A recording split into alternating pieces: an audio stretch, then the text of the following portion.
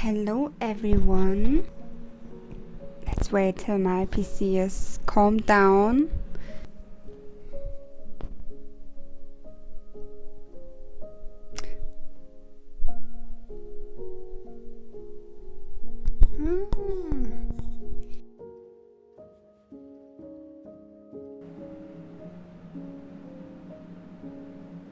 So this will be a rambling video again, so grab yourself some tea. So this is part of the 12 Days of Yule series invented by Ivy the occultist, and today's question is: reflect on this year's occult practice, your personal occult practice. And I thought about this and I thought, maybe do I want to take notes? Do I want to make a script? What parts do I want to talk about? Because the year is long, lots of stuff has happened. But then I was like, you know what? Maybe you should try something new. Maybe just try sit down and ramble. The challenge is about being personal and sharing very personal details of your craft. So I thought maybe I'll just sit down and talk. My occult year. The first thing that comes to mind is that it didn't start or really start till May, right? So I was still, for those of you who don't know, I got really sick last year and went to the hospital for a long time and spent the entire following year like working on my health, working on my life to kind of fix my health. Which I succeeded in. Now, that also meant that I put all of my energy, time and effort into this. So my occult life kind of took a step back because it was too much at once, you know. I needed to really focus on myself and my health. But I still practice in very small ways, especially like connecting with nature, mindfulness, meditation. I had always like a very little offering altar space for nature, but I didn't really practice. I didn't do spells, I didn't work with my ancestors even, I didn't work with spirits, with gods, nothing like this. Then May came around and I decided, hey, it's time. I started doing YouTube again.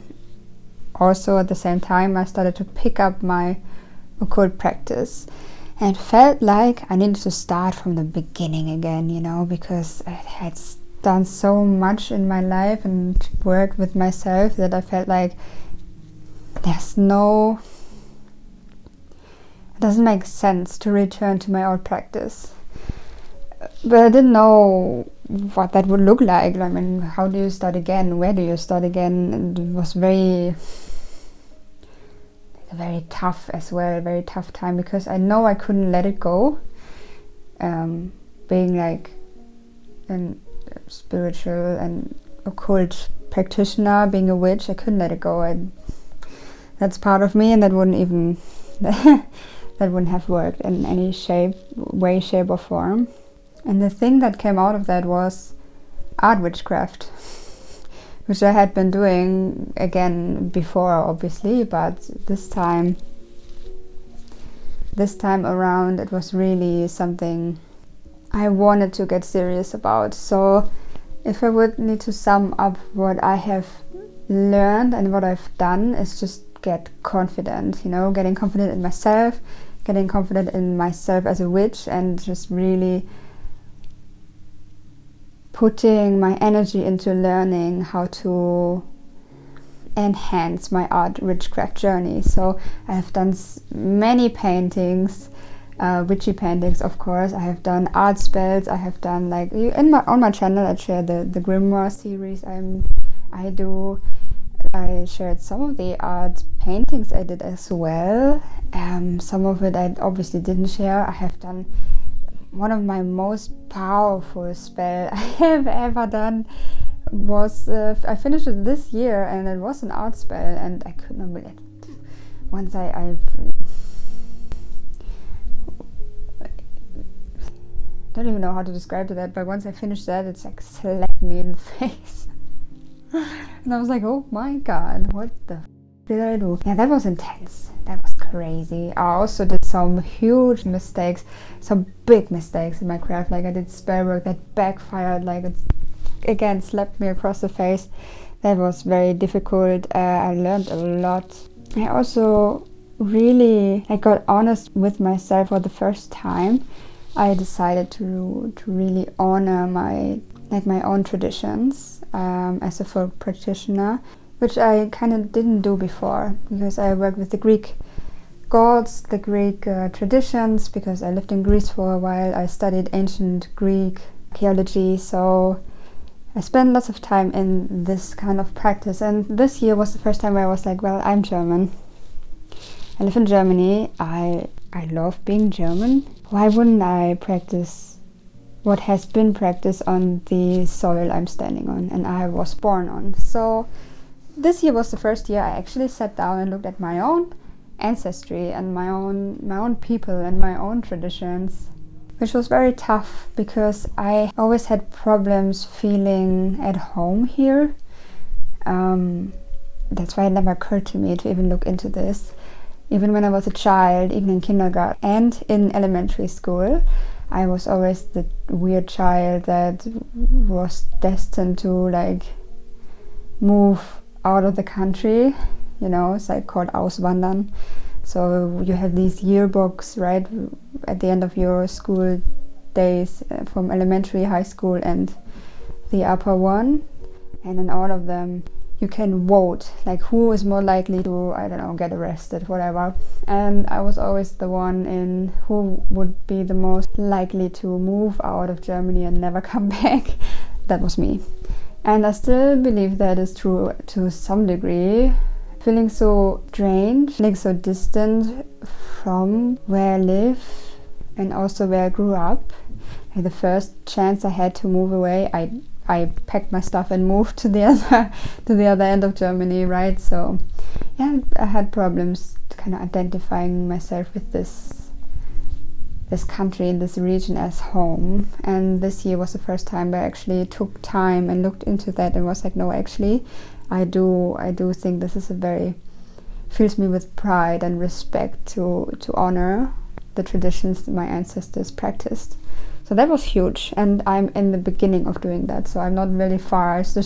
I just started this year. I have a lot to catch up on, and I'm not very far into this, but it does feel good. It feels good. Also, small things, even just making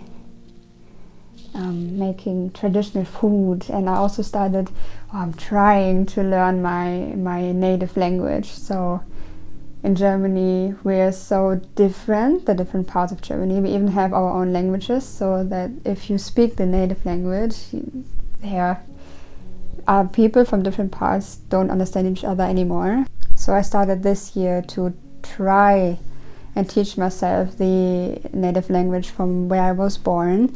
It's very difficult because, of course, it's a language that's dying because, of course, in Germany we speak High German. And then we have the different dialects on top of the High German, so that colors your High German, so you can very much hear from what area you're coming from. But if you go beyond the dialect, there's the native language, which is so different from High German that you cannot compare it anymore, and you cannot understand it. So I started doing that and tried to learn my native language, which is a huge thing as well.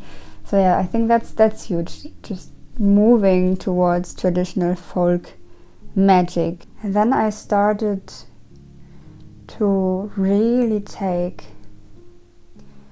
my spirit work and working with spirits seriously. I have worked with spirits before, with my guides, right? For years I have done this and it felt really good and comfortable.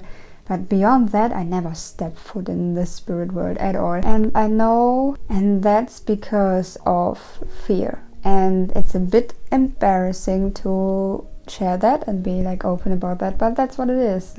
For years now, I had some experiences which really scared me. And because of that, I never dared to venture out of the bounds I was familiar with to a degree, especially with spirit work. And this year I was like, no, I want this in my life, I want to learn this, so I gotta get over that fear. And that's a very hard thing to do and a very scary thing to do as well. I do think it's the biggest obstacle I have when it comes to my practice in general, but especially spirit work. So I have started this year to buy books, watch lots of people talking about spirit work and their experiences. I started giving offerings. I should speak slower.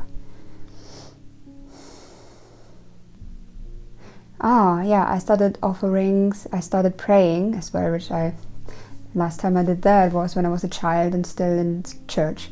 So that was something. I also, which is so interesting, I never thought that would happen. In doing more spirit work, I actually discovered I'm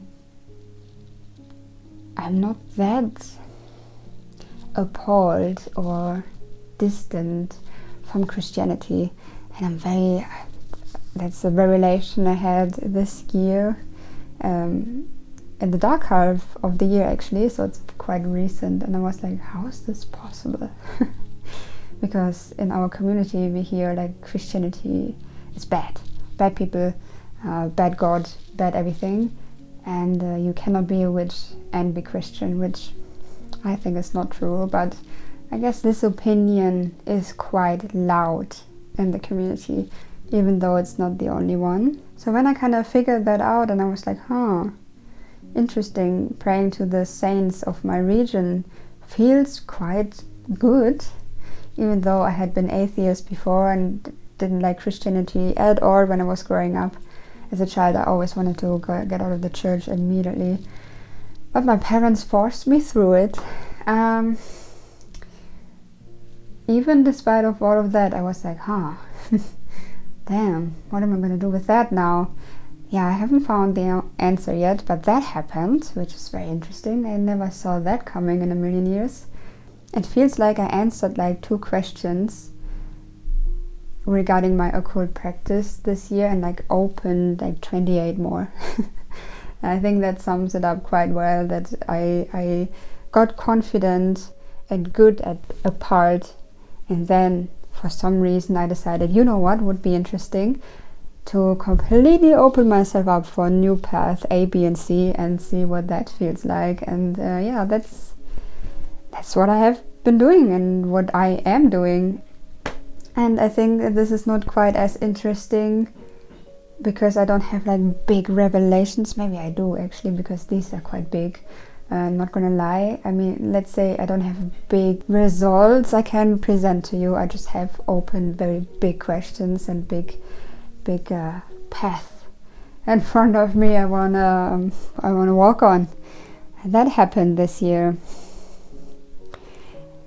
And honestly, it made me feel like a beginner all over again.